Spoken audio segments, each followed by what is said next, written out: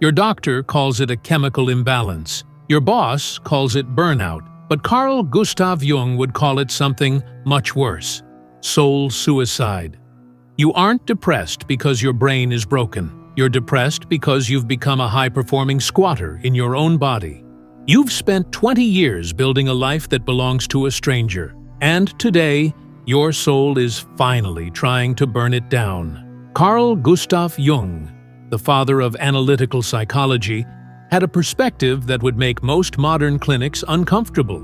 He believed that what we call mental illness is often not a disease at all, but the soul's desperate attempt to heal itself. Your anxiety isn't a mistake. It's a flare gun being fired from the basement of your psyche, telling you that the life you are leading is far too small for the person you were meant to be. We live in a world that values functionality over essence. Think about it. When you feel sad or lost, the system doesn't ask, "Is your soul nourished?" It asks, "Can you still get to work on Monday?" The goal of modern society isn't to make you whole, it's to keep the gears turning. This is where the great waste begins. We are trained from childhood to be useful. We study subjects we don't care about, to get jobs we don't like, so we can buy things we don't need to impress people who aren't even looking. We trade our time, the only currency that truly matters, for a counterfeit version of security. Jung once said that neurosis is always a substitute for legitimate suffering. What he meant was that we develop symptoms, panic attacks, chronic procrastination, deep apathy, because we are running away from the real pain. It is easier to be depressed in bed than it is to admit that you hate your career, your relationship, or the city you live in. The pill helps you endure the unbearable, but it doesn't make the unbearable disappear. It just makes you a functional zombie. If you feel like you are wasting your life, it is likely because you have become a master at adapting to things that should be rejected. You have learned to silence your scream so you don't disturb the neighbors. But that scream is your authenticity. Every time you silence it, a piece of yourself dies. Why is it that we have more connectivity than ever? High-speed internet, instant messaging, social media, yet we feel more alone. It's because we have traded connection for stimulation. We are overstimulated and undernourished. The environment we live in is designed to make you hate yourself. Why? Because a person who feels whole is a bad consumer. If you are happy with who you are, you don't need the latest phone, the fastest car, or the newest skincare routine to feel enough. So, the culture creates an identity vacuum. It tells you that your value is external. It's your job title. It's your bank balance. It's how many people liked your last post.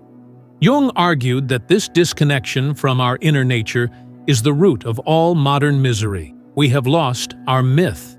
In the past, humans had rituals, stories, and a sense of belonging to the cosmos. Today, we have content. We consume hours of other people's lives to avoid looking at our own. This isn't just a bad habit, it's a form of soul suicide. When you spend your energy living up to an image created by someone else, you are effectively a squatter in your own body. You aren't broken. You are just a wild animal in a cage that's been told the cage is a luxury apartment. The bars aren't made of iron. They are made of shoulds. I should want this promotion. I should be married by now. I should be happy because I have a roof over my head. Your soul doesn't care about shoulds. It cares about truth. So, how do you stop the waste? Jung proposed a process called individuation. It sounds like a complex academic term, but it's actually the most radical act of rebellion you can perform. Individuation is the process of becoming who you actually are, rather than who the world told you to be. It is the journey from being a fragmented collection of masks to becoming a whole human being. But here's the catch: you cannot become whole without walking through the dark. Most self-help tells you to focus on the light. Think positive. Say affirmations. Jung would call that a delusion. You cannot find your light until you face your shadow. The shadow is everything about yourself that you've pushed into the basement because it wasn't acceptable. It's your repressed anger, your hidden desires, your ugly impulses, and even your untapped genius that you were too afraid to show. When you ignore the shadow, it doesn't go away. It sits in the dark and runs your life. It shows up in your self-sabotage, your random outbursts, and your attraction to toxic people. To stop wasting your life, you must stop being perfect and start being real. This means looking at the parts of yourself that you're ashamed of and saying, "I see you. You belong to me too." Healing isn't about getting rid of the darkness. It's about integrating it. A tree can only grow as high as its roots go deep. If you refuse to look at your depths, you will never reach your heights. The greatest tragedy of our time is that we have replaced meaning with pleasure. We chase hits of dopamine, food, scrolling, shopping, because we have no sense of why. Viktor Frankl, a psychiatrist who survived the Holocaust, famously noted that those who had a why to live for could survive almost any how. Today, we have every how imaginable. We have apps for everything. We have comfort, we have medicine, but we have no why. Without a central purpose, your life becomes a series of disconnected events. You go to work to get money, to buy food, to get energy, to go back to work. It's a circle that leads nowhere. Jung saw that his patients often recovered, not when their symptoms left, but when they found a vocation, a calling that resonated with their inner truth. Meaning isn't something you find under a rock. It's something you build by being honest. It's found in the intersection of your talents and the world's needs. It's found in the things that make you lose track of time. It's found in the conversations that make your heart race. If you feel like you're wasting your life, ask yourself, when was the last time I did something because it felt right, not because it was expected? If the answer is, I don't remember, then you aren't living. You're just a biological machine waiting for the battery to run out. We like to think we are the masters of our own minds. We believe our ego, the part of us that talks and makes lists, is in charge. But Jung knew better. He compared the ego to a small boat on a vast, dark ocean. That ocean is the unconscious. The unconscious isn't your enemy. It is a storehouse of infinite wisdom. It speaks to you every day, but it doesn't use English. It speaks in symbols, in dreams, and in gut feelings. When you have a dream that leaves you shaking, or a sudden urge to paint, or a physical reaction to a certain person, that is the unconscious trying to communicate.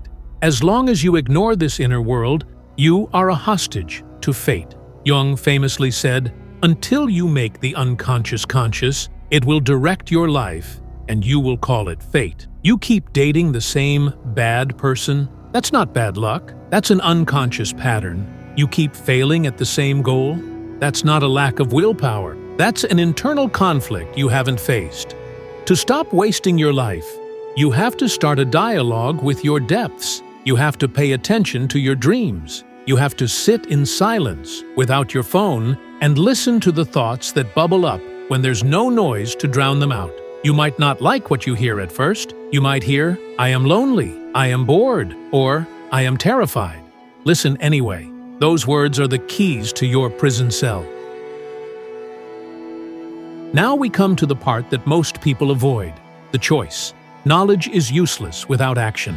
You can watch 1,000 videos about Jung, philosophy, and finding yourself, but if you wake up tomorrow and do the exact same things, you are still wasting your life. You are just a more informed ghost. The reason most people stay stuck in a life they hate is because change is terrifying.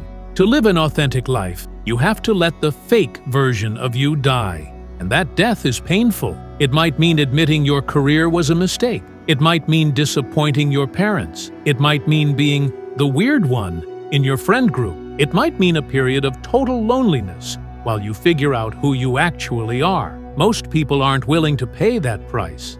They would rather have a comfortable misery than a painful transformation. They choose the slow decay of the soul over the sharp sting of growth. But you're still here. You've listened to these words, Because something in you is tired of the anesthesia.